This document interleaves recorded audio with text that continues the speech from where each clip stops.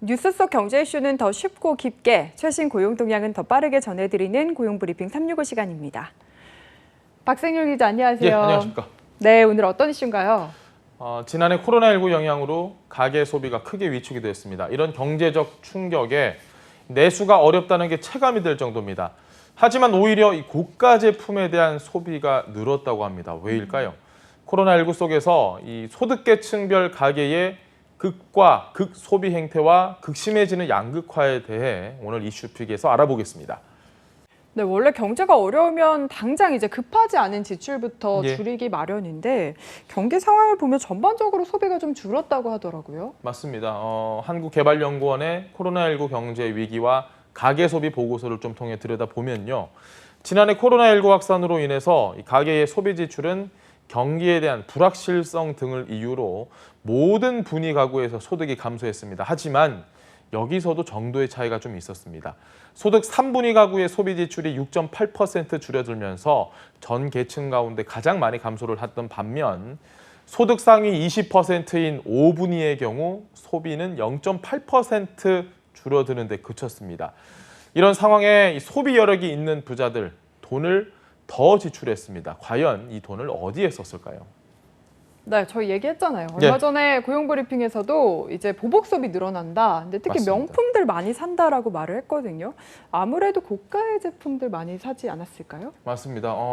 조금 씁쓸하시는 분들도 계실 것 같은데요. 코로나19 사태 속에서 이 부유층 가구는 자동차와 가구, 또 가전 같은 내구재 소비를 많이 늘렸습니다. 통상의 경제 위기 때와 좀 달리 지출 총량을 줄이기보다는 대면 소비를 비대면 소비로 바꾸는 방식으로 대응을 했다는 건데 그 결과는 특히 목돈이 많이 드는 내구재를 산 것으로 나타났습니다. 이 같은 씀씀이는 한 달 평균 1,000만 원 정도 버는 소득 상위 20% 계층이 이끌었습니다. 실제로 지난해 국산과 수입차 판매량은 모두 역대 최대치였고 특히 고급차가 잘 팔렸습니다. 국내 수입차의 신규 등록 대수는 전년 대비 33% 증가했고 누적 대수로도 30% 가까이 늘면서 최근 5년 새 가장 큰 폭을 나타냈습니다. 실제로 그 열기가 어느 정도인지 아시겠습니까? 그 가구 가전 같은 건 네. 집에 있는 시간이 길어지다 보니까 눈에 보이잖아요. 그래서 많이 사셨을 것 같기도 하고. 근데 네. 자동차는 뭐 수입 자동차 대기 물량이 몇 달씩 된다고 들었습니다. 차량 한 대 가격이 2억 원 이상인 초고가 수입 자동차들이 최근에 불티나게 팔렸습니다. 일부 차종의 경우에는 실물도 보지 않은 상태에서 나 사겠다, 사전 계약으로만 수십 대가 판매가 됐을 정도라고 합니다.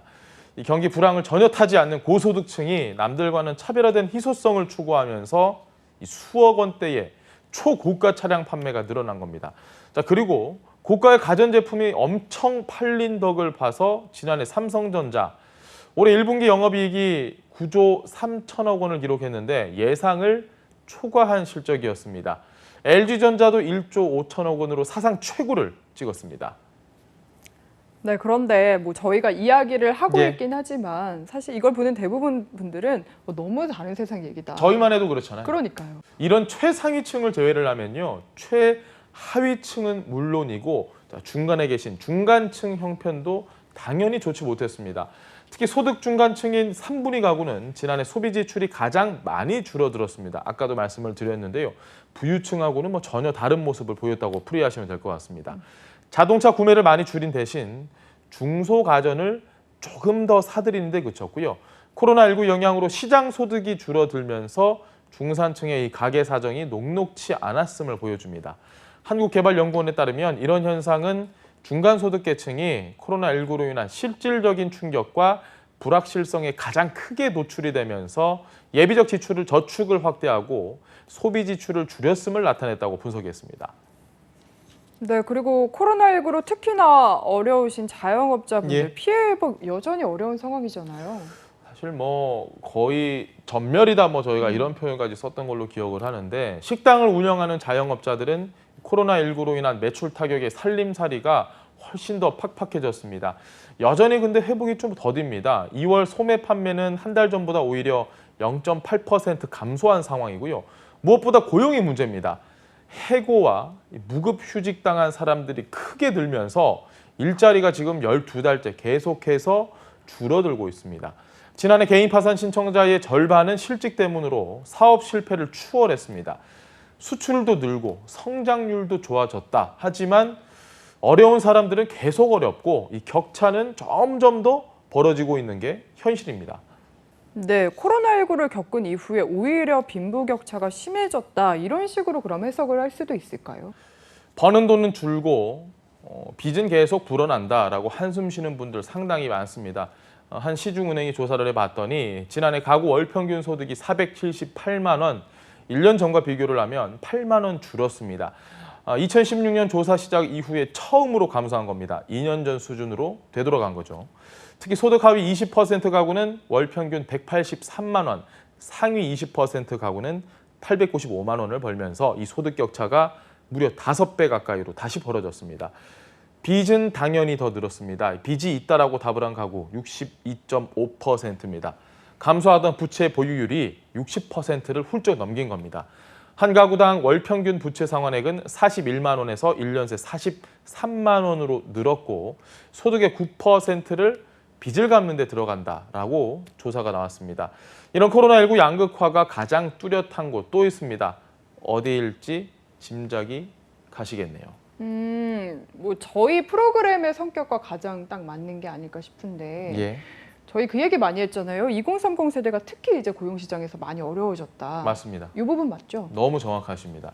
이 고용 시장에서도 양극화 현상이 심화되는 K자형 회복이 심각해지고 있습니다.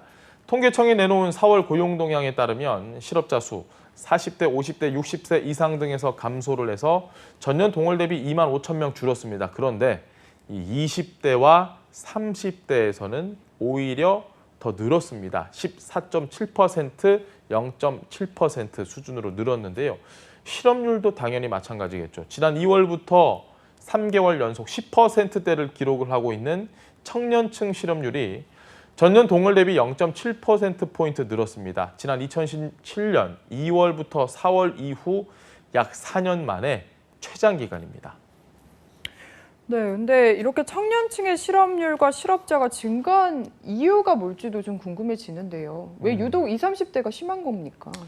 통계에서 지금 그대로 드러나고 있는데요. 취업 경험 유무별 실업자 수 증감 추이를 좀 들여다보면요.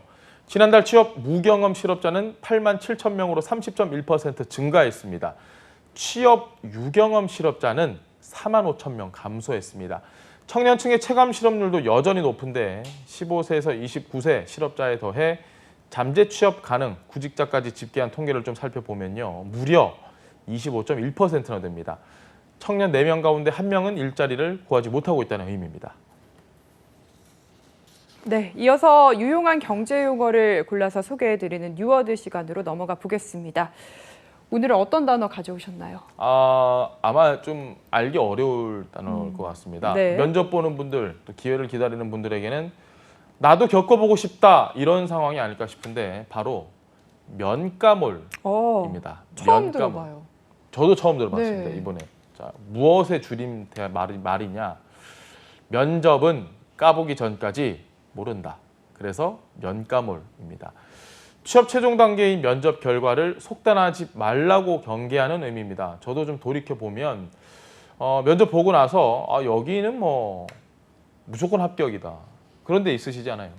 그런 데는 없었어요, 저는. 그래요? 저는 그런 생각은 안 합니다. 저는 그런 생각 몇 번 했었거든요. 네. 보기 좋게 다 떨어졌었습니다. 그리고 여긴 조금 어려웠던 것 같은데 싶은 곳은 또 합격을 하는 이런 기억들을 좀 가지고 있는데 결과를 예측하기 힘든 일 중에 하나가 바로 이 최종 면접, 이 면접이 아닐까 싶습니다. 네, 맞습니다. 인생처럼 취업에도 예단과 속단은 불필요하다는 생각이 드네요. 오늘도 박상률 기자와 함께했습니다. 감사합니다. 예, 고맙습니다. 지금까지 고용브리핑 365였습니다.